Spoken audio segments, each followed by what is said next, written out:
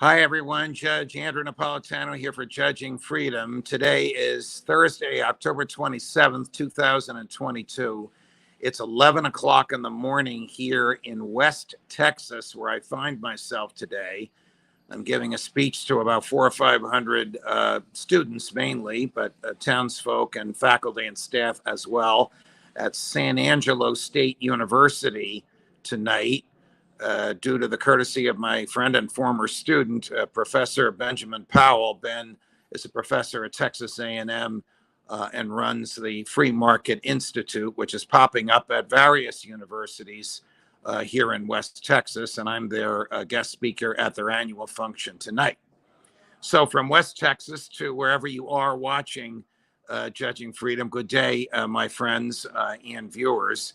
I come to the camera, and I'm using my iPhone this morning, so you don't see the usual library background from my home in New Jersey, to discuss this secret litigation going on in Washington, D.C. Now, you may say, Judge, what do you mean secret? I thought litigation was available for the public. Well, yes, it is, except when it involves a grand jury. Remember, the theory behind grand juries, the reason they operate in secret is if they don't indict someone, then theoretically, there's no damage to that person's reputation because everything was done in secret. So if Donald Trump were not former President Trump, but just Mr.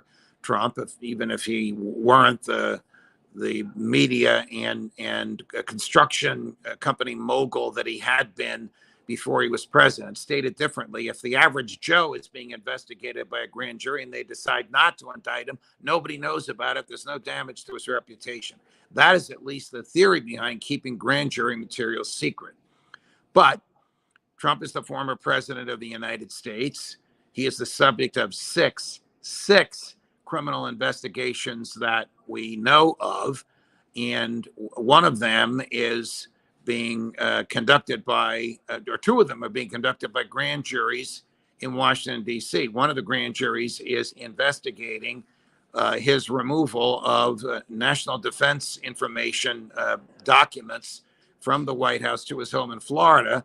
The other is investigating whether or not he was involved as a conspirator in any efforts to disrupt the government of the United States from transferring power from himself to Joe Biden on January 6th. It is presumably two different grand juries, but we don't know that. It might be one. But whatever it is, they meet in the federal courthouse in Washington, D.C., and one or the other or both has served subpoenas on former members of the former president's inner circle when he was in the White House. And the former president does not want them to testify. So even though they received the subpoena, Pat Cipollone, for example, you may know the name. He was President Trump's chief legal counsel for the second half of the president's term in office, has been subpoenaed. And he basically said to the grand jury, I'm going to testify.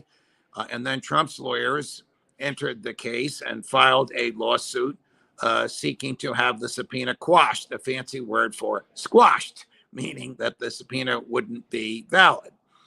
That motion was heard in secret for the reasons I just articulated before Judge Beryl Howell. She is the chief judge of the United States District Court for the District of Columbia Circuit, and she hears matters involving the grand jury. She dismissed the complaints against the grand jury and ordered the witnesses to testify.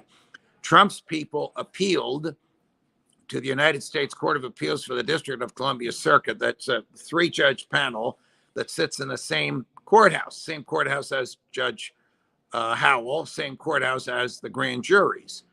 We don't know how those appellate judges ruled, but we know that the testimony is going on before the grand jury. So either the testimony went on before the appellate court ruled, or the appellate court ruled against former President Trump. I guess it's the latter, because everybody here is a lawyer. The people getting the subpoenas, the people representing the DOJ, the people representing Trump, and the witnesses. And lawyers generally know if an appellate court is about to hear something, you don't jump the gun, you wait until they hear it. So my guess is, and again, this is all secret, and it may soon be made known because Judge Howell has indicated that there's a public interest in this, and everybody from the New York Times to Fox News in the media has filed Freedom of Information Act requests to see these documents, and she's hinted she is likely to reveal them. But until she does, I have to read tea leaves for you. The tea leaves tell me that Trump's motions were denied by Judge Howell, and those denials were upheld by the Federal Appeals Court. That means there is no attorney-client privilege, there is no executive privilege, and these witnesses must testify.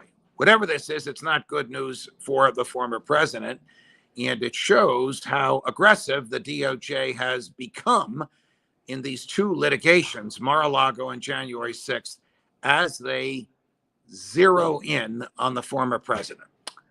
More as we get it. From West Texas, from San Angelo, Texas, Judge Napolitano for Judging Freedom.